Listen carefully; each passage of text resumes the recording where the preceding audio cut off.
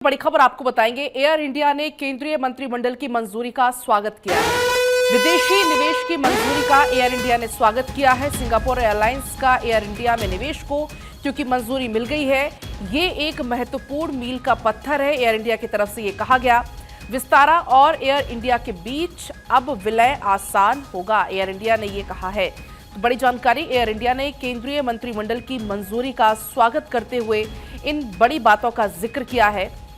Singapore airlines का air India में निवेश को मंजूरी मिल गई है और इसके बाद एयर इंडिया की तरफ से ये कहा गया कि ये एक महत्वपूर्ण मील का पत्थर है। विस्तारा और एयर इंडिया के बीच विलय अब और आसान होगा।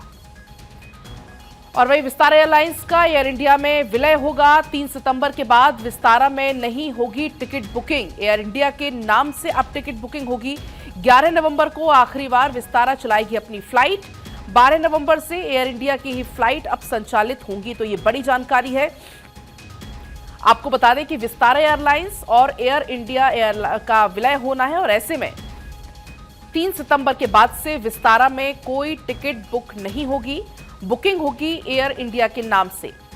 तो 11 नवंबर को आखिरी बार विस्तारा अपनी जो अंतिम फ्लाइट है वो चलाएगी और उसके बाद से विस्तारा की कोई भी टिकट बुकिंग नहीं होगी, क्योंकि मर्जर हो रहा है विस्तारा एयरलाइंस का और एयर इंडिया का। तो 3 सितंबर के बाद से विस्तारा में कोई टिकट बुकिंग नहीं होगी, एयर इंडिया के नाम से ही टिकट बुकिंग की जाएगी, क्योंकि इन दोनों का मर्जर हो रहा है। और ऐसे में 11 नवंबर को आखिरी बार विस्तारा चलाएगी अपनी फ्लाइट। 12 नवंबर से ही एयर इंडिया की फ्लाइट संचालित होंगी, यानी कि टिकट्स जो बुक है वो एयर इंडिया के नाम से बुकिंग होगी।